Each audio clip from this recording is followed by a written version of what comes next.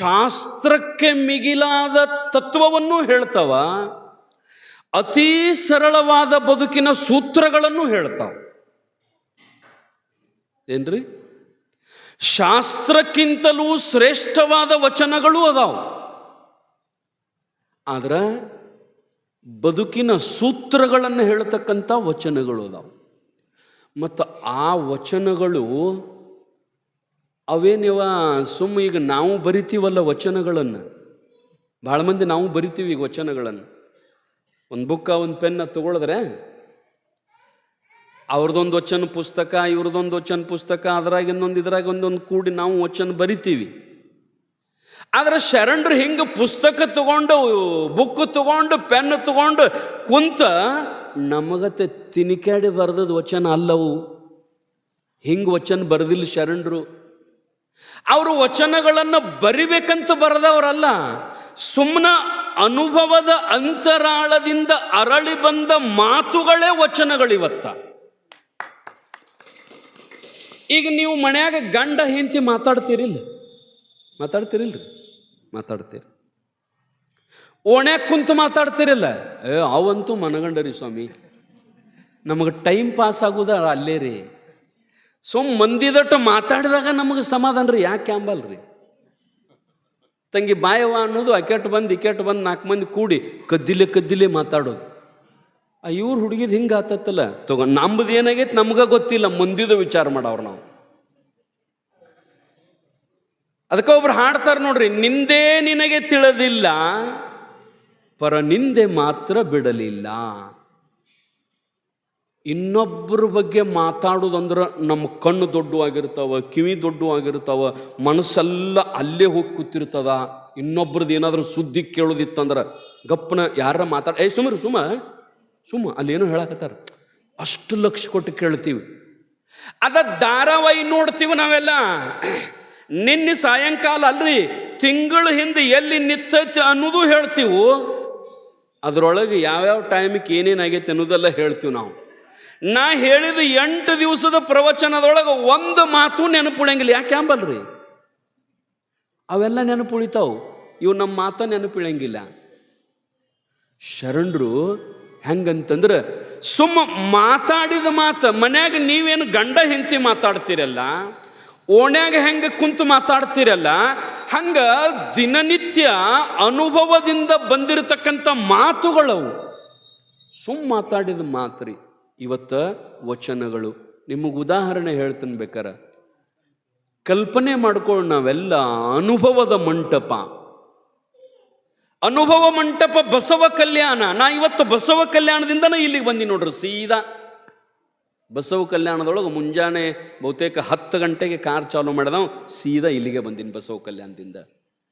ಬಸವ ಕಲ್ಯಾಣದ ಮಹಾಮಂಟಪದೊಳಗೆ ಹಿಂಗ ಅಪ್ಪ ಅವರು ಕುಂತಂಗ, ಶಿವಯೋಗಿಗಳು ಕುಂತಂಗ, ಅಲ್ಲಮಾಪ್ರಭುಗಳು ಬಾಜು ಚನ್ನಬಸವಣ್ಣ, ಅಣ್ಣ ಬಸವಣ್ಣ, ಡೋಹಾರ ಕಕ್ಕಯ್ಯ, ಮಡಿವಾಳ ಮಾಚಯ್ಯ, ನೂಲಿಯ ಚಂದಯ್ಯ, ಸಾವಿರ ಶರಣರೆಲ್ಲರೂ ಅವ್ರು ಎದಕ್ಕೆ ಕೂಡ್ತಿದ್ರಂದ್ರ, ಪ್ರತಿನಿತ್ಯ ಮುಂಜಾನೆಯಿಂದ ಸಂಜೆ ತನಕ ತಾವು ಮಾಡಿದ ಎಲ್ಲ ಕಾಯಕವನ್ನು ಬಂದು ಚರ್ಚಾ ಮಾಡ್ತಿದ್ರಂತ್ರಿ ಅಲ್ಲಿ ಅನುಭವ ಮಂಟಪದೊಳಗೆ. ಇವತ್ತು ನಾ ಏನು ಮಾಡೀನಿ, ನಾ ಮಾಡುವುದ್ರೊಳಗೆ ಎಷ್ಟು ಮಂದಿಗೆ ನೋವಾಗ್ಯದ, ಎಷ್ಟು ಮಂದಿಗೆ ಒಳ್ಳೆಯದಾಗ್ಯದ, ನಾ ಮಾಡುವುದ್ರೊಳಗೆ ಪಾಪ ಎಷ್ಟಾಗ್ಯದ, ಪುಣ್ಯ ಎಷ್ಟಾಗ್ಯದ, ಅದನ್ನೆಲ್ಲ ಚರ್ಚಾ ಮಾಡ್ತಿದ್ರಂತ್ರಿ ಶರಣರು ಬಂದು. ಮತ್ತು ತಾವು ಮಾಡಿದ ಕಾಯಕದ ಬಗ್ಗೆ ವಿಶ್ಲೇಷಣೆ ಮಾಡ್ತಿದ್ರಿ ಎಲ್ಲರೂ ಮಾತಾಡ್ಕೊಂತ. ಅದ ಅನುಭವ ಮಂಟಪ, ಅಲ್ಲಿ ನಡೆಯೋ ಚರ್ಚೆಗಳೇ ಅವ. ಈಗ ನೀವು ಹೆಂಗೆ ತಾಯಂದಿರು ಕುಂತಿರ್ಲ, ಹಿಂಗೆ ಸಾವಿರಾರು ಮಂದಿ ಶರಣೆಯರು ಒಂದು ಕಡೆ ಸಾವಿರಾರು ಮಂದಿ ಶರಣರು, ಮಧ್ಯದಲ್ಲಿ ಅಲ್ಲಮಾಪ್ರಭು, ಬಾಜು ಅಣ್ಣಬಸವಣ್ಣ, ಚನ್ನಬಸವಣ್ಣ, ಹಿಂಗೆಲ್ಲರೂ ಕುಂತ ಸಂದರ್ಭದೊಳಗ ಅಲ್ಲಿ ಆಯ್ದಕ್ಕಿ ಮಾರಯ್ಯ ಅಂತ ತಿಳ್ಕೊಂಡು 12ನೇ ಶತಮಾನದೊಳಗೆ ಶರಣರು ಅಡ್ರೆಸ್ ಹೆಂಗಿದ್ವು ಅಂತಂದ್ರೆ, ಅವರ ಕಾಯಕದ ಮೇಲೆ ಅಡ್ರೆಸ್ ರೀ. ಅವ್ರೇನು ಕೆಲಸ ಮಾಡ್ತಾರಲ್ಲ ಅದ್ರ ಮ್ಯಾಗನ ಅವ್ರ ಅಡ್ರೆಸ್. ಇವ ಆಯ್ದಕ್ಕಿ ಮಾರಯ್ಯ ಅವನ ಹೆಸರು, ಅವನ ಅಡ್ಡ ಹೆಸರ ಆಯ್ದಕ್ಕಿ ಅಂದ್ರೆ ಏನ್ರಿ? ಅವ ಶರಣರ ಮಣಿಯ ಮುಂದೆ ಬಿದ್ದದ ಅಕ್ಕಿ ಆರಿಸ್ಕೊಂಡು ಬರ್ತಿದ್ದವ. ಅಕ್ಕಿ ಆರಿಸ್ಕೊಂಡು ಬಂದು ಅವತರನ ಅನ್ನ ಮಾಡಿ ಜಂಗಮ ತೃಪ್ತಿ ಮಾಡಿ ಮಿಕ್ಕ ಪ್ರಸಾದವನ್ನು ಅವರು ಸೇವನೆ ಮಾಡೋ ಪದ್ಧತಿ ಅದು. ಅಲ್ಲಮಪ್ರಭುವಿನ ಜೊತೆಗೆ ಅವ್ರದ್ದು ಮಾತಿನೊಳಗ ಕಾಯಕದ ಸಿದ್ಧಾಂತ ಬಗ್ಗೆ ಶ್ರೇಷ್ಠತೆ ನಡೆದಿತ್ತು. ಇದಕ್ಕೆ ಮಾರಯ್ಯ ಏನಂತಿದ್ದ? ಕಾಯಕ ಶ್ರೇಷ್ಠ ಅಂತಿದ್ದ. ಜಗತ್ತಿಗೆ ಕಾಯಕ ಸಿದ್ಧಾಂತವನ್ನು ಶರಣರು ಎಷ್ಟು ಶ್ರೇಷ್ಠವಾಗಿ ಹೇಳ್ಯಾರ ನೋಡ್ರಿ. ಕೆಲಸ ಕಾಯಕ ಮಾಡುವಾಗ ಬಸವಣ್ಣವ್ರೊಂದು ಕಡೆ ಅಂದಾರ ಅದನ್ನ, ಜಂಗಮ ಮುಂದಿದ್ದಡು ಹಂಗು ಹರಿಯಬೇಕು. ಲಿಂಗ ಪೂಜಾ ಮಾಡಲಿಲ್ಲ ಅಂದರೂ ನಡೀತದ, ಜಂಗಮ ದಾಸೋಹ ಮಾಡಲಿಲ್ಲ ಅಂದರೂ ನಡೀತದ, ಪರಂತು ಮೊಟ್ಟ ಮೊದಲ ಕಾಯಕದ ಶ್ರೇಷ್ಠತೆ. ಒಟ್ಟ ಅಲ್ರಿ, ಕೊಳ್ಳಾಗಿನ ಲಿಂಗಪ್ಪ ಕೆಳಗೆ ನೀರಾಗ ಬಿದ್ರೆ ಹೊಳ್ಳಿ ತಗೋಲಿಲ್ಲ ನೂಲಿ ಚಂದಯ್ಯ. ನೀ ಬಿದ್ದದಿಲ್ಲ ಬೀಳಂದವ, ನಿನಗೂ ಗೊತ್ತಾಗಲ್ಲ ಒಂದಿಟ ಅಂತ, ಬಿದ್ದದಿಲ್ಲ ಬೀಳಂದವ. ಅಷ್ಟು ಶ್ರೇಷ್ಠತೆ ಕಾಯಕಕ್ಕ. ಕಾಯಕದ ಬಗ್ಗೆ ಮಾತಾಡಕತ್ತಿದ್ರು ಇಬ್ರು. ಬಹಳ ದೊಡ್ಡ ಸಂವಾದ ಅದ ಅಲ್ಲಮಪ್ರಭುಗಳಿಗೂ ಮತ್ತು ಐದಕ್ಕಿ ಮಾರಯ್ಯನಿಗೂ. ನಾವು ಸಂಪಾದನೆಯನ್ನು ತೆಗೆದು ನೋಡಿದ್ರೆ ಗೊತ್ತಾಗ್ತದೆ. ಶೂನ್ಯ ಸಂಪಾದನೆಯೊಳಗೆ ಅವರೊಂದು ಮಾತು ಇವರೊಂದು ಮಾತು, ಅವರೊಂದು ಮಾತು ಇವರೊಂದು ಮಾತು. ಕಾಯಕ ಶ್ರೇಷ್ಠ ಅಂತ ಅವರು, ಅಲ್ಲೋ ಕಾಯಕ ಶ್ರೇಷ್ಠ, ಪರಂತು ಕಾಯಕ ಮಾಡುವುದರ ಜೊತೆಗೆ ಭಗವಂತನ ಅಸ್ತಿತ್ವ ಇರಬೇಕಲ್ಲ ನಿನ್ನ ಕಾಯಕದೊಳಗ. ಮಾಡುವ ಮಾಟದಿಂದ ಬೇರೊಂದನ್ನರಿಯಬೇಕು. ಪ್ರಭು ನಿರ್ಣಯ ಕೊಡ್ತಾನೆ ಅಲ್ಲಮಪ್ರಭುಗಳು. ನೀ ಮಾಡ ಕಾಯಕ ಬೇಡ ಅನ್ನಂಗಿಲ್ಲ, ನೀ ಮಾಡುವ ಕಾಯಕದಿಂದ ಬೇರೊಂದನ್ನರಿಯಬೇಕು, ಅಂದ್ರೆ ಪರಮಾತ್ಮ ತತ್ವವನ್ನು ಅರಿಯಬೇಕು ಅನ್ನುವುದನ್ನ ಅಲ್ಲಮಪ್ರಭುಗಳು ಹೇಳ್ತಿದ್ರು. ಇಬ್ರು ಚರ್ಚಾ ಮಾಡೋರೊಟ್ಟಿಗೆ ಸಾಯಂಕಾಲ 5-6 ಗಂಟೆ ಆಯ್ತು ರೀ. ಸೂರ್ಯ ಮುಳುಗೋ ಹೊತ್ತಾಯಿತು. ಹೆಣ್ಮಕ್ಳೊಳಗೆ ಆ ಮಾರಯ್ಯನ ಹೆಂಡತಿ ಕೂತಿದ್ಲು. ಐದಕ್ಕಿ ಮಾರಯ್ಯನ ಹೆಂಡತಿ ಐದಕ್ಕಿ ಲಕ್ಕಮ್ಮ ಕುಂತಿದ್ಲು. ಆಕೆಗೆ ಮನಸ್ಸಿನಾಗ ಏನು ಅನ್ಸಕತ್ತಂದ್ರೆ, ಇವರು ಕಾಯಕದ ಬಗ್ಗೆ ಮಾತಾಡ್ಕೋತ ಕುಂತರು, ಕಾಯಕಕ್ಕೆ ಟೈಮ್ ಆಗ್ಯದ ಈಗ. ಅವ್ರದ್ದೇನು ಪ್ರತಿನಿತ್ಯ 5 ಗಂಟೆಗೆ ಹೋಗಿ ಒಂದಿಷ್ಟು ಅಕ್ಕಿ ಆರಿಸ್ಕೊಂಡು ಬರ್ತಿದ್ರು. ಅವರು ಎಲ್ಲಿ ಬಿದ್ದಿರ್ತಾವೆ ನೋಡಿ ಅಕ್ಕಿ ಆರಿಸ್ಕೊಂಡು ಬಂದು, ಮತ್ತು ಅಕ್ಕಿ ಆರಿಸ್ಕೊಂಡು ಅಂದ್ರೆ ಏನ್ರಿ, ನಮಗತ್ತೆ ಕಟ್ಟಾಗಂಟ್ಲೆ ತಂದು ಇಡ್ತಿದ್ದಿಲ್ಲ. ಅವರು ಕಟ್ಟಾಗಂಟ್ಲೆ ತಂದಿಟ್ಟು ಕಟ್ಟಾಕ್ರಿ ನಾವು ನಮ್ಮ ಕುಂಟಲ್ ಗಂಟ್ಲೆ ಅಕ್ಕಿಗಳು ನಮ್ಮ. ಆದ್ರೆ ಶರಣರು ಹಂಗಿಲ್ಲ. ಅದಕ್ಕೆ ಅವರು ನಮ್ಮ ಮೂಳಿಗೆಯ ಮಾರಯ್ಯನವ್ರು ಬರುವಾಗ, ಕಾಶ್ಮೀರದಿಂದ ಬರುವಾಗ ಒಂದು ಮಾತಂದ್ರೆ ಅವರು, ಏನು, ಆನೆ ಕುದುರೆ ಬಂಡಿ ಭಂಡಾರವಿದ್ದೊಡೇನು, ತಾನುಂಬುವುದು ಪಡಿಯಕ್ಕಿ. ನಿಮ್ಮನ್ಯಾಗ ಕ್ವಿಂಟಲ್ ಗಂಟ್ಲೆ ಅಕ್ಕಿದ್ರು ಕೂಡ ನಾವು ಉಣ್ಣುವುದು ಒಂದು ಪಡಿಯಕ್ಕಿ, ಒಂದು ಆವಿನ ಹಾಲು. ಶರಣರು ಹೇಳಿದರು. ಹಂಗ ಒಂದು ಬಗಶಾಕಿ ಆದರೆ ಸಾಕ್ರಿ. ಅವತ್ತ ಅವರು ನಾಳಿದ ವಿಚಾರ ಮಾಡ್ತಿದ್ದಿಲ್ಲ ಶರಣರು. ಅದಕ್ಕೆ ಆರಾಮಿದ್ರು ಶರಣರು. ನಿಮ್ಗೊಂದು ಮಾತು ಹೇಳ್ತೀನಿ, ಶರಣರತ್ತೆ ಕಾರ್ಗಡೆ ಇದ್ದಿದ್ದಿಲ್ರಿ. ಬಸವಣ್ಣವ್ರು ಕಾರ್ಗಡೆ ಹತ್ತಿದ್ರೇನ್ರಿ? ಇಲ್ಲ. ಬಸವಣ್ಣವ್ರು ದೊಡ್ಡ ಅರಮನೆ ಇತ್ತನ್ರಿ? ಇಲ್ಲ. ಏನೂ ಇಲ್ರಿ, ಸಂಪತ್ತೇ ಇಲ್ಲ. ಆದ್ರೆ ಸಂತೋಷದಿಂದ ಇದ್ರು ಶರಣರು. ಏನೂ ಇಲ್ಲ, ಆದರೂ ಸಂತೋಷದಿಂದ ಸುಖದಿಂದ ಇದ್ರು ಶರಣರು. ನಮಗೇನು ಕಡಿಮೆ ಅಂತ ಹೇಳ್ರಿ ನೀವು? ದೊಡ್ಡ ಮನಿ, ಆನಂತರ ಮಾತು ಕೇಳುವಂಥ ಹೆಂಡತಿ, ಮಕ್ಕಳು, ರೊಕ್ಕ ರೂಪಾಯಿ, ಆಸ್ತಿ ಅಂತಸ್ತು, ಕಾರ್ಗಡೆ ಎಲ್ಲ ಐತ್ರಿ. ಇದ್ರೂ ನೆಮ್ಮದಿ ಇಲ್ಲ. ನಾವು ಅಪ್ಕೊಳತಕ್ಕೆ ಬರ್ತಾರೆ ನೋಡ್ರಿ, ಮಠಕ್ಕೆ ಬರ್ತಾರೆ, ಕಾರ್ಗಡೆದಾಗ ಬರ್ತಾರೆ, 50 ಲಕ್ಷ ಕಾರ್ಗಡೆದಾಗ ಬಂದು ಅಪ್ಪ ಅವ್ರ ತಕ್ಕ ಒಂದಿಟ್ಟ ಮನ್ಯಾಗ ಒಂದಿಟ್ಟು ನೆಮ್ಮದಿ ಇಲ್ಲ ನೋಡ್ರಿಪ್ಪ, ಏನಾರ ಮಾಡ್ರಿ ನೋಡ್ರಿ. ಹಂಗದ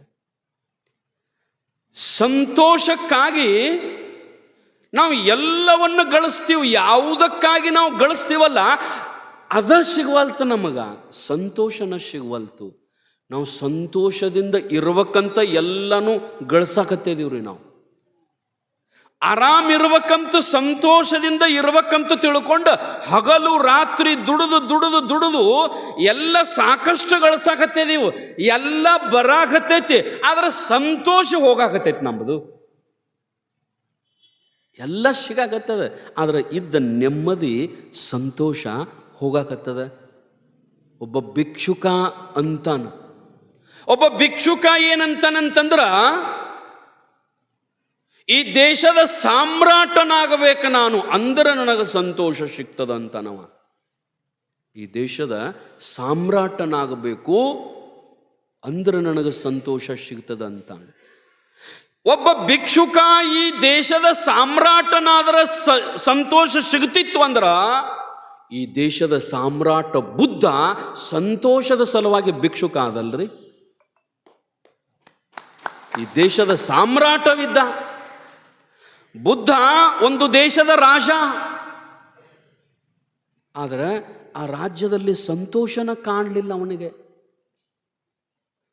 ಹೆಂಡತಿ ಮಲ್ಕೊಂಡಿದ್ಲು, ಬಾಜು ಮಗು ಮಲಗಿತ್ತು ರಾಹುಲ್. ರಾತ್ರಿ 12 ಗಂಟೆಗೆ ಎದ್ದ ಬುದ್ಧ. ಎದಕ್ಕಂತಂದ್ರ ಸಂತೋಷವನ್ನು ಹುಡುಕೋ ಸಲುವಾಗಿ, ನೆಮ್ಮದಿಯನ್ನ ಸುಖವನ್ನು ಹುಡುಕೋ ಸಲುವಾಗಿ ಮಧ್ಯರಾತ್ರಿ 12 ಗಂಟೆಗೆ ಎದ್ದ. ಯಾರಿಗೂ ಹೇಳು ತಾಳ್ಮೆ ಇಲ್ಲ ಅವನಿಗೆ, ಹೇಳಿ ಹೋಗ್ಬೇಕನ್ನೋದು ಸದೇ ಇಲ್ಲ. ಏನು ರಾತ್ರಿ ಎದ್ದಿದ್ದಲ್ಲ, ಅವನ ಮನಸ್ಸಿನ ಮ್ಯಾಗ 3 ವಿಷಯಗಳ ಪರಿಣಾಮ ಬೀರಿದ್ದು ರಾತ್ರಿ ಹೇಳ್ಬೇಕಾದ್ರೆ. ಬುದ್ಧ ದಾರಿ ಹಿಡಿದ ಹೋಗುವಾಗ, ರಥದೊಳಗೆ ಕುಂತು ಹೋಗೋ ಸಂದರ್ಭದೊಳಗ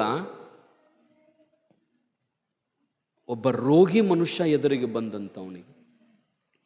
ಅವನ ಆಯುಷ್ಯದೊಳಗೆ 20, 25, 30 ವರ್ಷದ ಆಯುಷ್ಯದೊಳಗ ರೋಗಿನ ನೋಡಿದ್ದಿಲ್ಲವ. ರಾಜ್ಯವನ್ನು ಬಿಟ್ಟು ಹೊರಗೆ ಹೋಗಿದ್ದಿಲ್ಲ. ಯಾಕಂದ್ರೆ ಅವ್ರ ಅಪ್ಪಗ ಜ್ಯೋತಿಷ್ಯ ಅವ್ರು ಹೇಳಿದರು, ಇವನ ಮನಸ್ಸಿನ ಮ್ಯಾಗ ಪರಿಣಾಮ ಬೀರು ವಿಷಯ ಏನಾದರೂ ನೋಡಿದ ಅಂದ್ರೆ ಇವ್ ನಿಮ್ಮನಿ ಬಿಟ್ಟು ಹೋಗ್ತಾನ, ಅದಕ್ಕೆ ಇವನು ಹೊರಗೆ ಕಳಿಸ್ಬೇಡ್ರಿ ಅಂತ ಹೇಳಿದ್ರು. 30 ವರ್ಷ ತನಕ ಹೊರಗೆ ಕಳಿಸಿದ್ದಿಲ್ಲವ ಅವರಪ್ಪ. ಅಲ್ಲೇ ಮದುವೆ ಮಾಡಿ ಅಲ್ಲೇ ಮಕ್ಕಳು ಹಡದು ಅಲ್ಲೇ ಇದ್ದ. ಒಂದಿನ ಅವ್ರ ಅಪ್ಪ ಇಲ್ಲದ ಸಂದರ್ಭದೊಳಗೆ ಊರು ಸುತ್ತ ಹಾಕಬೇಕಂತ ಆದ್ರೆ, ರಥದೊಳಗೆ ಕುಂತು ಹೋಗುವಾಗ ಒಬ್ಬ ರೋಗಿ ಶರೀರ, ಆ ರಥ ಹೊಡೆಯವನು ಕೇಳಿದ, ರಥಿಕನನ್ನು ಕೇಳಿದ, ಏನಿದು ಅಂತ ಕೇಳಿದ. ಏನಿಲ್ರಿಪ್ಪ, ಅವನು ಮನುಷ್ಯನು ರಾಜರೇ, ಅವನು ಮನುಷ್ಯನೇ, ಮತ್ತೆ ಹಿಂಗ್ಯಾಕಾಗ್ಯಾನಂತಂದಾಗ, ಯಪ್ಪ ದೇಹ ಅದ ಅಂತಂದ್ರೆ ರೋಗ ಬರ್ತದ, ಮತ್ತು ನಂದು ದೇಹದಲ್ಲೋ ಮತ್ತು ನನಗೂ ರೋಗ ಬರ್ತದನ್ನ, ಮುಂದೆ ಬಂದರೂ ಬರ್ಬಹುದ್ರಿ ಅಂದವ. ಹೊಡಿ ಅಂದ.